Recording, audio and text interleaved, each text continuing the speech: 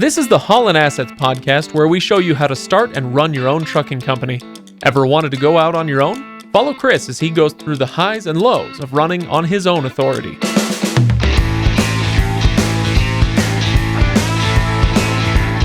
Welcome, everybody. Welcome to episode number 123 of the Haulin Assets podcast. Today, we're talking about how to spec out a truck. Now, hang on. I should introduce myself. I'm Craig. Over there, he's Chris. I'm here. Chris, we do the intros just in case somebody's listening for the first time, but I won't belabor it. Go to Haulin Assets. Oh, sorry. What, Chris? No, go ahead. Well, I was going to say, when you say how to spec out a truck, I mean, that seems like we're you're not the authority on it. It's more like how we spec our trucks, because if you talk to 100 people on how to spec a truck, guess how many answers you're going to get? 100 different answers. So we're going to tell you how we do it, give you some good ideas, things to think about when it comes to speccing a truck. But there's more than one way to skin a cat. Yeah, absolutely. Well, we are going to get to all that. In fact, not only are we going to get to all that, we're going to get to seemingly all of it. Like, there's a lot of ground to cover. And so people who have had questions. Now, Chris, I understand we're not going to cover every possible question. Yeah, because we don't have time for that. Yeah, people's ears will bleed if they have to listen to a 10-hour podcast on speccing trucks. But actually, I'm glad I said that before I said this. Go to HaulinAssetsLLC.com, where if you go to the show notes for this episode, you're going to find a lot of stuff. There's a document with how many pages is it, Chris? It's 20 pages, and it's down to every last detail of how our most recent trucks have been specced out. Mm-hmm. Okay, so this is one of those things where you learned as you went.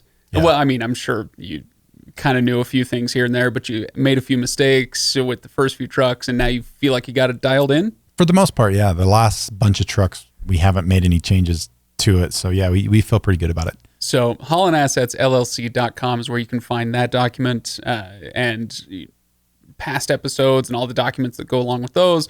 You can also find similar resources at motorcarrierhq.com. All right, Chris. And when you go there, and with this episode, because how to spec a truck's a hot topic, and there's a million different opinions on it. I'd love to hear other people's opinions. So, go to the podcast episode and the show notes, and you can leave a comment on what you think. You're like, Chris, you're an idiot. You shouldn't do it that way. Or you can go onto Facebook, the Facebook post for this episode, and comment. I'd love to get other people's opinions. I love hearing about this topic. I love hearing about what other people say about it. So give us your opinions. I've got thick skin, so you can, say, hey, Chris, you're an idiot. You should have done this. The way I see it, Chris, is everybody else, when they make comments, should be really nice to you, because I reserve the other type of comment for myself. You reserve the right. It's like a sibling, right? Nobody better talk bad about you, but I can. That's exactly right. Gotcha. All right, Chris. So anything else you want to do for table setting before we actually dive into these topics? No. I think we can probably dive right in. Okay. Well, we're going to be talking. I'll do just one more thing. We're going to be talking about engines, transmissions.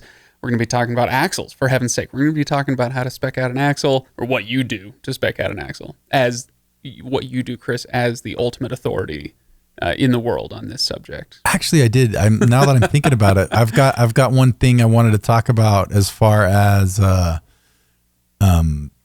of life on the road. Oh, topic, really? And some things that have been happening. Are we going to make them wait another 60 seconds? Yeah, let's make them wait. It's probably going to be more than 60 seconds. There are actually a few things I want to talk about. Okay. One, I found out just before I left the office that I drew my ticket to have the random drug test done. Oh, so okay. It's my turn. So even because you've got your CDL and I can drive for the company, I have to be in the pool, and so. And are you going to pass, Chris? I think I'll probably be okay. All right? Yeah, between trucking and the military, I get plenty of drug tests. That's right. Okay. So military man probably going to pass that drug test. I've got to be a good boy when it comes to those things. What was the other thing you were going to talk about? A couple things, still the weather this year has been nuts. I'm sick of drivers. We had one of our drivers stuck in Laramie for 5 days. Oof. And through no fault of their own, of no course. fault of their own. Yeah, just the weather. It's just I-80 has been ridiculous this year. You know what? That's our next T-shirt, Chris. Something about how I-80 sucks. So I-80 sucks. Yeah, that's a good. I like that. I-80. I hate I-80 in Wyoming specifically. You know, we could do like an I Heart New York T-shirt, but somehow make it I Hate I-80. All There right. you go. That's a good. That's actually a good idea. I-80. I-80. All right, and with that, Chris, let's dive into. One are more you thing. freaking kidding me? Yeah. He's got so much. We you could guys. possibly even save this one for the next episode. Just do it. Just do it. So Haulin Assets, we took a bit of a hit. In the last couple of months. This is the second time this has happened in the history of Haulin Assets. In the hundreds of loads that we've done, we recently took a load that we're not going to get paid for. Yeah, a company called Cheyenne Logistics, and spelled with an SH instead of a CH like Cheyenne is normally spelled. And so that should have been the first Chris. clue. SEO. Yeah. So what did we do? Yeah. It ended up being, it's one of those where it's a double brokered load. So a false broker hauls a load, or contracts with the shipper to haul a load. They then contract with us. We go to haul it. We do all that. We haul it, and they're shut down. They're shut down. They collected the payment from the shipper, but aren't going to pay us. We should end up getting some because legally the shipper still has to pay in those kind of situations. They have to pay the company that actually hauled the load. So we probably aren't going to get as much as we originally anticipated, but we should get some. But it's still probably not going to be enough to even cover our expenses. I mean, it was a like 2,100 mile load, so it was a big long load.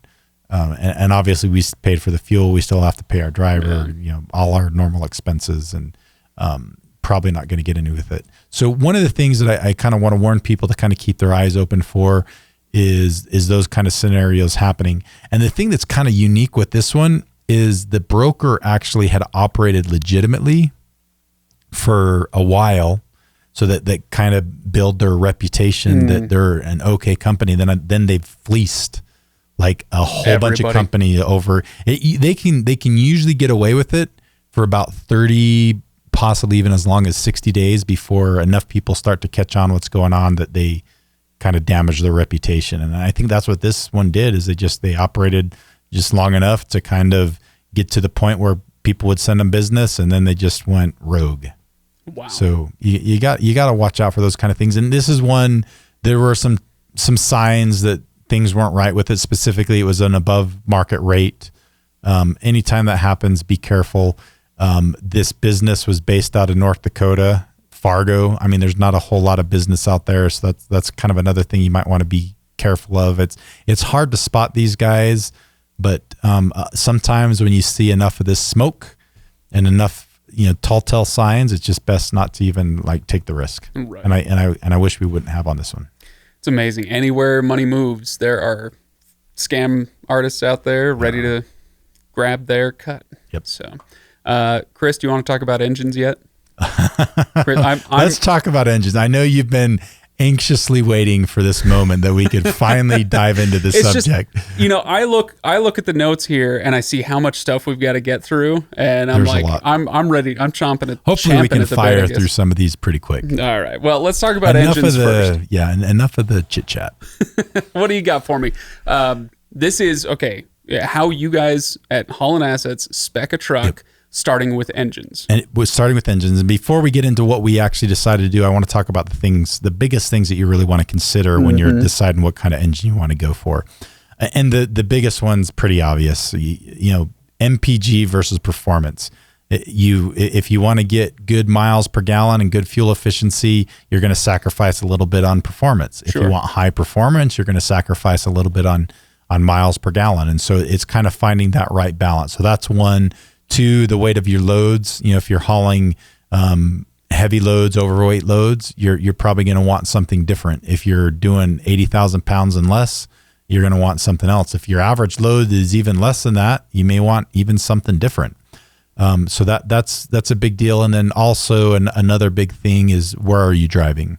Are you driving out west with mountains, or are you driving in the Midwest where there aren't any mountains? Where are you going? And do you, there's elevation concerns like that, do you also consider, is there any consideration for temperature, humidity, any of that factor in? There is. I'm not so sure about humidity. There may be. That humidity is not something I've been overly concerned about. But if you're going to be operating up in Fargo, North Dakota, there's some other things that you're probably going to want to add to or do different on your truck and your engine than you would if you're down in Mississippi. Right. Okay. So like a lot of the topics that we talk about, what you're talking about is, or the recommendations you're going to give, we might say, this is going to be good for 90% of the people 90% of the time, but you may be the exception to the rule. Something along those lines, right? Correct. Okay. And so we obviously, with most of our trucks, our new trucks that we've bought in the last couple of years, we've gone with Freightliners. And I'm going to talk a little bit about the end of why we decided to do Freightliners.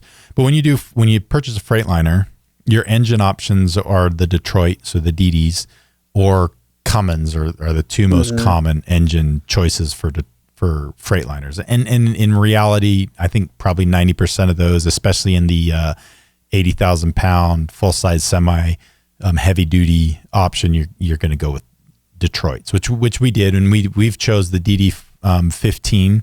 So that's the 15 liter engine.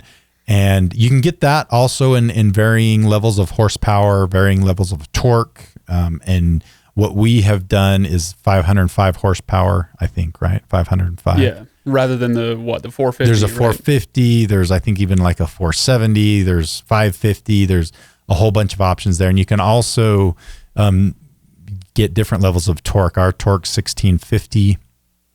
And you can go higher than that. You can go lower than that. And people get really into the details on this because when you like specifically on the torque, if you say, hey, I want a 1750 torque, well, that's probably going to change what transmission you get because you've got to have a transmissions that's rated at that higher level of torque.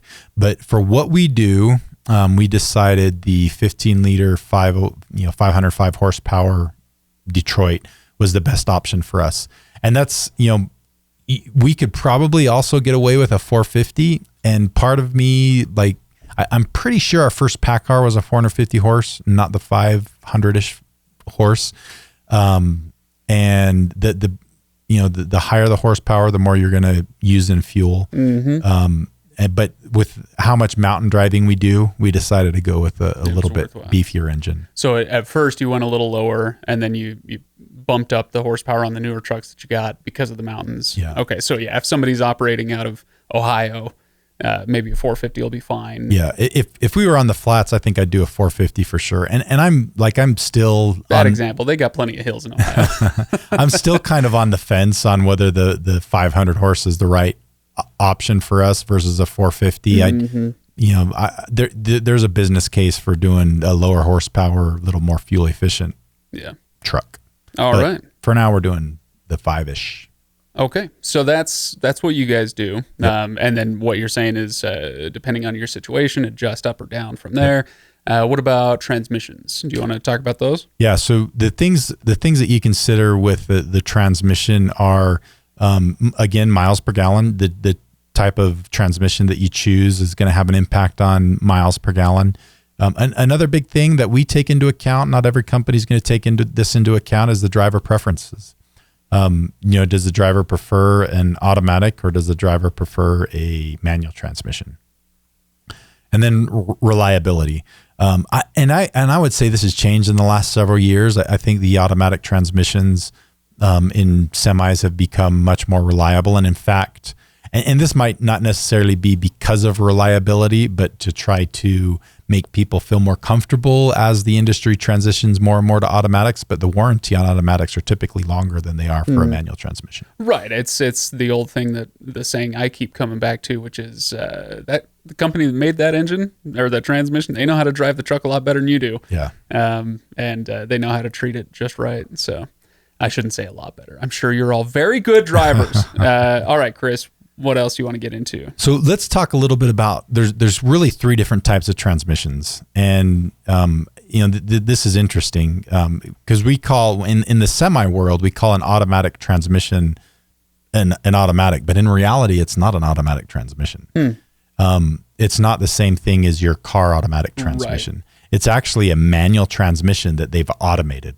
So it's got all the same gears and everything just like a manual transmission, but they've got an automated system essentially that pushes in the clutch because it's got a clutch just like a regular manual transmission, and then it's got all the same gears and it does the shifting. Interesting.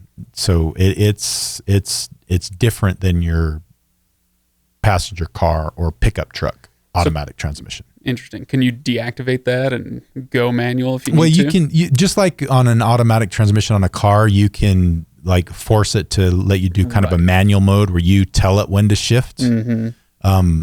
But it's not your true automatic. Like you think about when you're driving an automatic car or pickup truck, you let off the gas or you let off the brake, and what happens? It starts to creep forward because that transmission's essentially always engaged. It's ready to go. It's ready to go. And in a semi, that's not the case. Like once you let off the brake, you've got to hit the gas to make it shift into gear and go. Right. So that's kind of, just food for thought, something to think about. They're different. You actually can get an automatic transmission in semis. They're just very uncommon. Okay. And you like going the automatic route for yourself, or typically, taking driver preference out of the equation? For me personally, honestly, I've driven both. I've spent more time in a truck with a manual, but I would prefer an automatic, to be honest with you. Just some of the advantages are the stop and go traffic. Mm-hmm. It's just you're not having to shift all the time. It's easier that way. You don't have a shifter that you're stepping over when you go into the back of the cab. What are some other I feel like, at least on the most of the automatics I've driven, the engine brake works better and has more holding power than it does on a manual. And so those are just a few of the things that I like better with the automatic. The one thing I do like better on a manual is going in reverse. Like for some reason, maybe it's just my driving skill and technique, but backing a trailer with an automatic, it's not as smooth. You can't control, play with the clutch play and everything else. You don't have as much control on backing, and especially the older ones are really jerky when you put them into reverse, and they've gotten better. Yeah, but they're still not as smooth as when you drive a manual when it comes to backing. What other transmission thoughts do you have, Chris? A couple other things to consider, and this is something new that I've learned. You've seen on a car, the overdrive option, sure, right? You can get the same thing in whether it's an automatic or you can get it in a manual. You've got overdrive, and the thing that I learned new is overdrive is basically when most of the time when you're in gears and you're shifting the lower gears, the engine is spinning at a faster rate than the output coming out of the transmission. Yeah. So the speed of the engine spinning going into the transmission is faster than what's coming out. Overdrive is the opposite. So when you get into an overdrive gear, the engine is spinning slower than the drive shaft or the output of the transmission. And there's some advantage to that and disadvantages.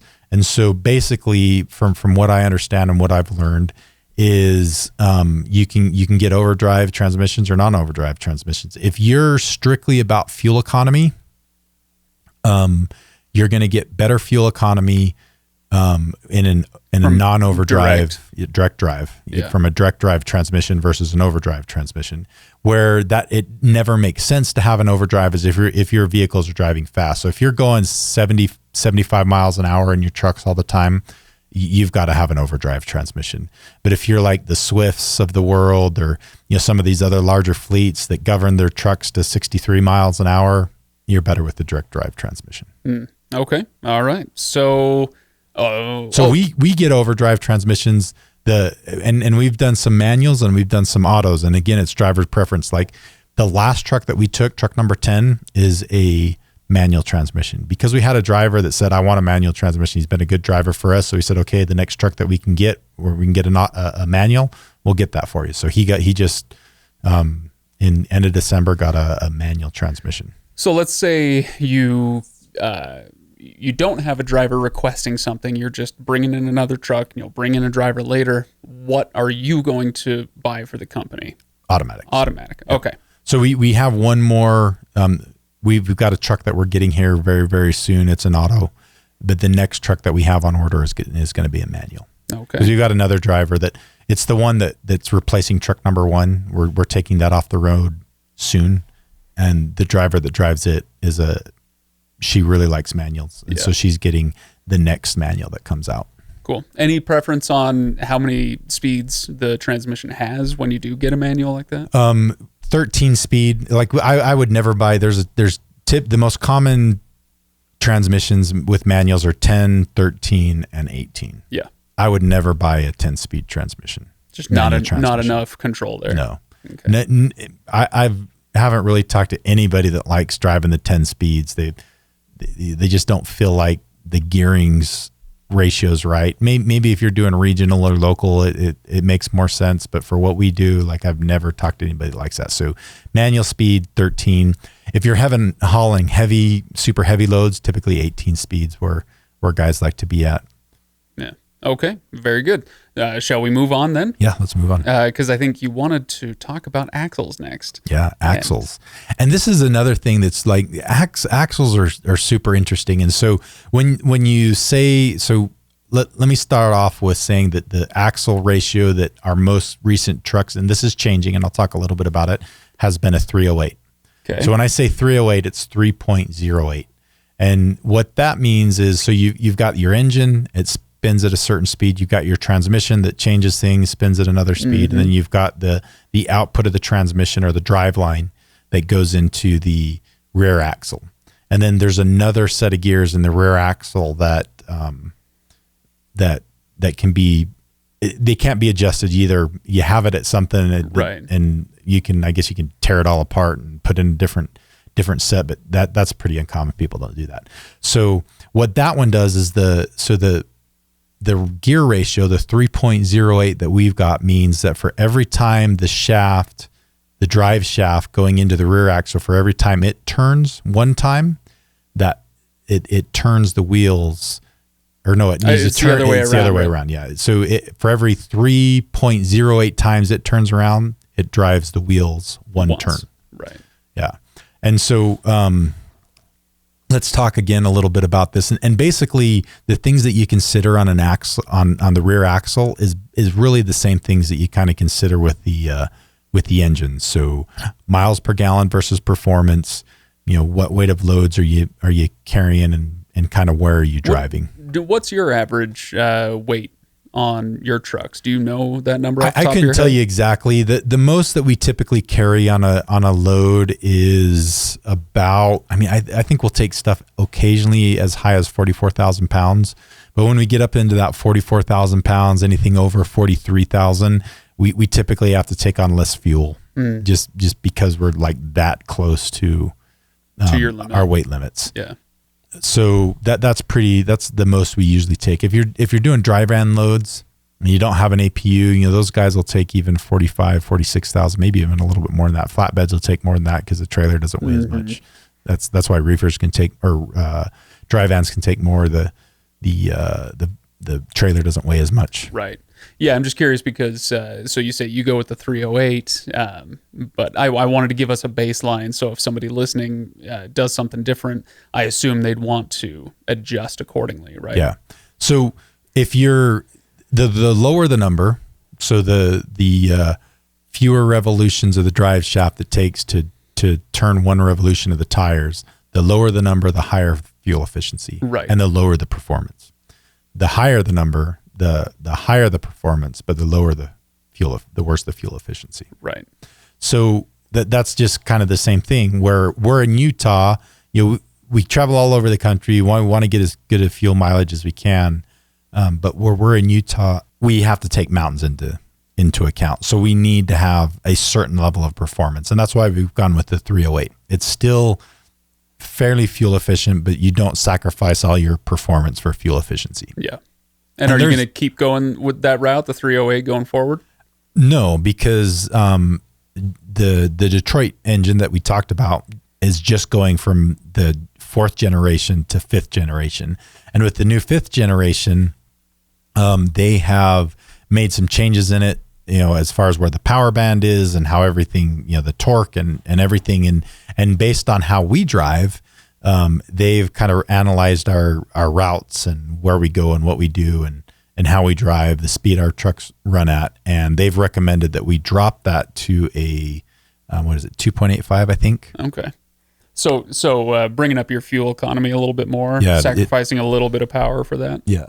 Well, and I don't even know that it's actually because of the new engine that 2.85 is going to provide about the same fuel efficiency and performance as the previous generation of engine. Okay. So it's really just adapting the rear axle to match the change in the engine. Gotcha. And so it should be. I mean, it'll be interesting to see what happens. And as we were kind of making this decision, it's kind of interesting. The Freightliner can actually go in and they can pull the data on our trucks and see where we've been driving and what we've been doing. And based off of that, they can analyze all that data and say, okay, we think because of this, how you've been driving, they can use actual data and actual numbers to make a recommendation for what the axle ratio and even engine and everything, what's best for our situation. Nice. So that's kind of cool. One of those situations where you don't mind sharing a little data. You don't mind sharing a little bit of data. Yep. You don't mind Big Brother looking over your shoulder and spying on you a little bit. Well, Freightliner, hardly Big Brother in this scenario. But okay, so are we good on axles? You feel good there? I think so, yeah. Because you brought up weight. And I know we wanted to talk a little bit about weight mitigation, or I don't know what you want to get into with that. But did you have something else you wanted to say first? No, that we can jump right into kind of the next category, the things that you really kind of look at when you are trying to decide some of the specs that you want on your truck. And that's really things that affect the weight. There's a lot of different things you can do that will affect the weight on your truck. And if you've got a customer that needs you to be able to max out every possible pound you can take on your truck, you may want to pick a few things that are going to give you the ability to have heavier loads and still be under that 80,000 pound without having to get overweight permits. Right. So you take, for example, the size of fuel tank that you pick. You can do everything from the biggest fuel tank I think you can get's about 150 gallons on most trucks. So you can actually get 150 gallons on each side. That's 300 gallons. So that's a lot of fuel. And diesel fuel weighs about 7 pounds a gallon. So if you talk about 300 gallons of fuel, that's like 2,100 pounds of fuel. Right. That's a ton. So you're really cutting weight into your ratios there. Cutting into what you can haul versus if you just have, like I was talking to our dealer, our rep at the dealer, and he's got one client that does just one 140 gallon tank on one side, and that's it, 140 gallons. So, their fuel weight is less than half of what the most that you can do. Yeah. You can actually even do more than 150 gallons, but then you're making other changes to the truck. Right. But that 150 gallons is something you can kind of get stock without. If you're only doing a single 140 though, you're sacrificing time. You're going to have to spend a lot more time refueling, right? And you're not going to be able to go as far, so you may not be able to pick and choose where you fuel as much, where the best prices are. You're kind of forced to fuel at certain locations. Right. So do you guys do the double 120s on all your trucks? We do 120s on both sides, so we can carry 240 gallons. Okay. All right. So that's it sounds like that's kind of the sweet spot, the nice middle ground. Yeah, it's the most common between the 120s and 100s. Okay. So somewhere between 200 and 240 total gallons of fuel on the truck. Okay. All right. Talk to me about batteries. So, because I know there's some options there. There are some options there, and the minimum you have to have at least 2 batteries. Right. The engines are larger. They take a little bit more juice to be able to start and crank, especially when it's cold outside. And so you have to have at least 2 batteries. But you can get, again, without making any adaptations, as many as 4 batteries. And if you've ever picked up a vehicle battery, they aren't exactly light. They weigh 50 plus pounds each. And I assume these are bigger than what's in my little Mazda. Bigger than what's in your Mazda, but pretty similar to what you might have in a pickup truck. Right. Okay. you just have 4 of them instead of 1 of them, or at least 2. Yeah. So if you're doing 4 batteries, you're looking at a few hundred pounds that you're considering. Yep. Okay. All right. All right. What else on weight? Some nitpicky stuff I know you wanted to go over. What do you got? Yeah. So it's kind of, there's some like absolutely crazy stuff that you can do. I mean, you can take off some of the aerodynamic items. And then of course you're losing in efficiency, but sometimes weight's more important than that. They've got aluminum cross members on the frame so that you can shave some of the weight on the frame without supposedly sacrificing too much strength. I mean, there's things that you can do in the suspension. You can, some of the engine mounts can be aluminum instead of steel. That's going to be more expensive, right? Aluminum over steel. Yeah, but not a crazy amount. Some of these, like there's some of these, like there's a lightweight package in most trucks. And if you do the lightweight package, it's probably doing things like that, replacing the steel cross members, but you're talking like $500 to $1,000. So the cost isn't huge. Yeah. Okay. All right. Yeah. Anything else? Well, I mean, when we're talking about weight, I guess this does kind of bring us back to the talk about the engine, the axle, the transmission. How much do those things factor in when you're thinking about weight? I'm thinking especially about a transmission. It's something that I consider driving a car is, depending on how small the car is, the transmission can add a significant percentage of weight onto the car. But that may not be the case with a truck like this, right? So yeah, there's absolutely differences in weight, like between different types of transmissions. Some that are especially when you get into the more heavy duty transmissions, engines too, like the 13 liter versus the 15 liter, that's going to save. And you can, like, there's a lot of different things you can do to kind of change things. So again, if weight gets, is something that's really, really critical to you, you can drop down to a 13 liter engine instead of the 15 liter. And then you can bump the horsepower up on it. You can, change your axle ratio so everything's that still kind of gets you most of the power that you want, but then you're going to sacrifice fuel efficiency. I love this. Chris is he's coughing, but really what it looks like is this stuff makes you so emotional, Chris, that your eyes are watering. And yeah, I don't know what's gotten into me. I got something in my throat. So I know we've got a couple of other categories to go through, but let me see if I can crystallize what we've talked about so far. When it comes to your engine, your transmission, your axle, kind of weight considerations, if you go kind of middle of the road, the average option on all of these, it's going to keep a lot of doors open for you as far as loads that you can haul and places that you can go. But if you're specializing in something, if you've got a contract with somebody to haul the same route over and over and over again, like Bubba Blackwell, who we talked to, was that a couple of years ago now? Yeah, it's been a while. How old are we? So if you're specialized and you know what you're going to be hauling, then that might be a good time to start looking at adjustments. Hey, I'm going to be climbing a lot of hills, or, I'm only going to be hauling potted plants for a while. It's not going to be the heaviest load out there. Am I on the right track here? Yeah. Another thing to take into account, if you're an owner operator versus a fleet, if you're an owner operator, you know how you're going to drive the truck. Right. And so you can kind of adapt that truck to yourself, to how you drive versus if you may have 3 drivers in the same truck over the lifetime of the truck. They're all going to drive different, and you probably need to get something that's a little bit more, like you said, middle of the road, normal, that's kind of, adaptable, a good happy medium for everything. Yeah. Okay. All right, Chris, other topics that you wanted to get into are options as far as driver comfort. Should we get into that one? Yeah, let's get into that. So, again, the sleeper is another piece of this, and that kind of is another one of the things that really affects the weight, the size of the sleeper that you get. You can get bigger ones or smaller ones, and some changes there. Obviously, the bigger, the more comfortable for the driver. Sure. And do you guys make adjustments based on driver preference with not so much on sleepers, no. Okay. We've kind of got your thing. And it's really the most common sleeper size for a 72-inch sleeper for most trucks that are long haul over the road. Okay. All right.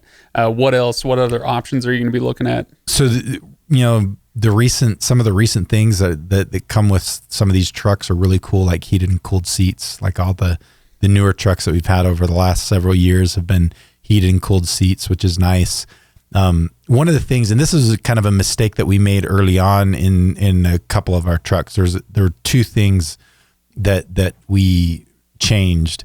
One was getting a TV mount. A TV mount's something that you can add later aftermarket fairly easy, but it's really not very expensive to have the factory do it, and it's just cleaner when they do it, because they work, they work around the upholstery and everything better. It's that TV mount is built specific for that truck, and it works better. It's cleaner. Plus, it's just one less thing you have to deal with once the truck gets delivered, and you can get it on the road faster. Yeah. What was I going to say? Oh yeah. Go again. They know how to do it better than you do. They do. They do this all day. So. Right. And then the second thing that's really big is the inverter. Yeah. The inverter, so you can, plug all your stuff in. You've got regular 120 volt power. And when you do it at the factory, then they typically, most new trucks have actual power outlets that you plug your microwave into, that you can, plug your computer into, and just your other things. And when they install the inverter, it's integrated into that system, and it works just flawlessly. It's smooth. There you go. What about sleeping arrangements? You mentioned the size of the sleeper.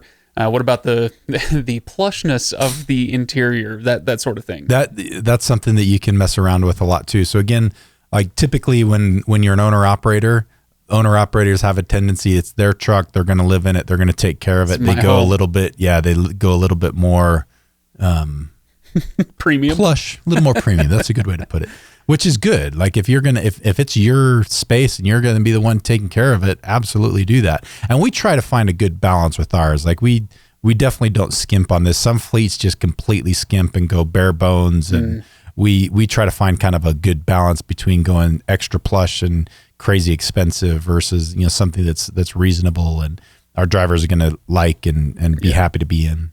Kind of one of those treat them right so they'll treat you right. Like another thing is you can get double bunks in semis, and we always get a double bunk, and in that second bunk it just becomes storage. Oh, okay. But it's handy. It's like this big shelf that you can mount your stuff onto, and it works pretty well, and it's good for a lot of different things, and so we always get it. And they can be folded up out of the way, so they're pretty nice. And I know that there are options when it comes to the cab as far as insulation goes, premium insulation. Do you guys go that far for comfort? Yes. So it does two things.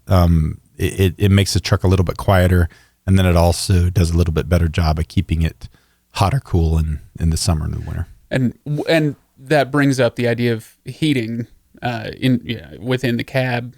Does it make a difference? Does that premium insulation or the type of heating that you have, does that make a difference as far as economy over time, sort of thing? I don't have numbers for that. Yeah, absolutely it does. I don't know if it's like, I don't know if you get like an actual return on investment for, for doing that. But another thing that we do to kind of help with that is we install bunk heaters on all of our trucks. Oh, right. So, it's just this little heater that they call it bunk heaters because it goes under the bed. But then it keeps the cab warm. It uses fuel out of the fuel tank, but then you don't have to run the engine, and it's just this little tiny diesel heater, and they're quiet and efficient, and they use like a few ounces of fuel an hour versus a gallon of fuel an hour. So and they do a great job keeping everything warm. There you go. All right, Chris, what else do we want to get into? What are the final topics we want to talk about? A couple things that we add on all our trucks is we add an APU, auxiliary power unit, so this little engine on the side of the truck that will run the air conditioner, keep the batteries charged when the main engine isn't running, and it saves, over their life, they save a ton of fuel. Okay. We also get an extended warranty. So I should have looked this up, and because for some reason off the top of my head I can't remember exactly what the standard warranty is. I think it's on most things it's like 1 year, like 125,000 miles. Right. So the extended warranty we get is good for 6 years, 600,000 miles, which we think is probably about the time now that we're going to want to start changing out trucks. Is around the time that warranty is going to going to end. And have you guys started yet looking at the extended warranty and the repairs and maintenance that you do and whether that washes out or whether it has so far? Is that some math? Not yet. That is something that I plan on doing at some point, but I don't feel like we've got our oldest brand new truck. I think we've had on the road for about a year and a half. Okay. So I just don't feel like we've had it long enough to really be able to answer that question. Okay. All right. Fair enough. It's a question we'll probably end up answering later then. Someday at some point. All right. Now, you already mentioned the type of truck that you guys get. You typically go for Freightliners, although if there aren't any of those available, what do you get if it's not a Freightliner? Kenmore? Kenworth is the... Kenmore. Yeah, Kenmore. What is this, a washing machine? Yeah. You know what I meant. The last truck that we got at the end of last year, that number 10, that's the manual, was a Kenworth. And really the only reason we got the Kenworth is because we couldn't get another Freightliner. Right. You've still got this supply chain issues that make it so you can't just walk onto a dealership and buy a truck whenever. You're having to order them so far in advance, and they'll only give you so many. And that's we couldn't get another Freightliner. And do you so with the Freightliners over the Kenworths, that's going to have to do with the repairs and maintenance cost over time, fuel efficiency, whatever. Just that kind of general upkeep. Do you know how it compares to the Peterbilts, and how come you guys don't do any of those? So Peterbilt and Kenworth are owned by the same company. Right. They're just kind of different body styles and everything. And I think as time has gone on, since those two kind of merged, I don't basically know. There's the same truck. Basically the same truck, different look, some minor differences. So I don't know there's a huge difference between those. As time has gone by, people have typically been, have said that the Kenworths and the Peterbilts are the better built trucks compared to Freightliners. Freightliners kind of the, not as high a quality. Mm-hmm. And I don't know that that's necessarily as much of a difference now. I think Freightliners try to do some stuff over the years to kind of catch up and be better in that arena. And I think they have, but they're probably still, they better be, they better not be quite as good, because the Kenworth is significantly more expensive. The one that we just bought, we paid, I can't believe how much more we paid for a similarly spec'd out truck. Really? Do you know the number off the top of your head? It was about, let me think, about $30,000. So way more than 10%. Wow. Yeah. Okay. Probably almost 20% more. All right. Well, something to consider then. Yeah. So so that's kind of one of the things that Freightliner kind of touts. And this is ultimately the biggest reason that we decided to go with a Freightliner is they talk about they're the best when it comes to total cost of ownership. And when you talk total cost of ownership, the original cost of the equipment, how much it costs to repair, how much, the fuel efficiency, all that kind of stuff. And so, Freightliner, obviously they're less expensive, so that's easy. They win there. Fuel economy and repairs becomes a little bit harder to quantify. But the other thing, and this is another big reason why we decided to go with Freightliner, is downtime. And it's so much easier to get into a repair facility with a Freightliner. Just about anybody can work on them. And so you're going to spend less time with your truck parked. And this is still something we constantly fight with. Getting our Kenworths, we've got 3 Kenworths now, 2 of them older, 1 of them new. Getting those into a repair facility, it's like 5 days before they'll even look at it. Yeah. Where most times we can get our Freightliner looked at within 24 hours. And then they're pretty quick about getting it fixed. So that, to me, in our experience, it's night and day difference. Yeah. All right, let me ask you another question then. When it comes to supply chain stuff, I know this has been a headache as far as just getting new trucks, right? But has that affected how you do spec out a truck versus how you want to spec out a truck these days? Because I know these supply chain issues aren't evaporating, right? This is going to be with us for a little while. They're not. Early on, yeah, it did make a difference. Like when, those first couple of trucks that we ordered, and then we decided to make some changes. Well, by the time we had them long enough, we decided we want to make some changes. The other trucks are already past the point where we could make changes. And so that causes some issues and some problems. But at this point, it's not a huge deal. There are some other supply chain issues, like 4 of the trucks that we got last year came without their bunk heaters. They were back ordered. And so we didn't we had a couple of trucks at the beginning of this winter that they went through almost half the winter without a bunk heater, so they had to idle forever, which was just a royal, obviously, pain in the butt. Okay. All right. Any other miscellaneous items that you want to bring up? Because I think we've hit a lot of the big stuff, but any other little things?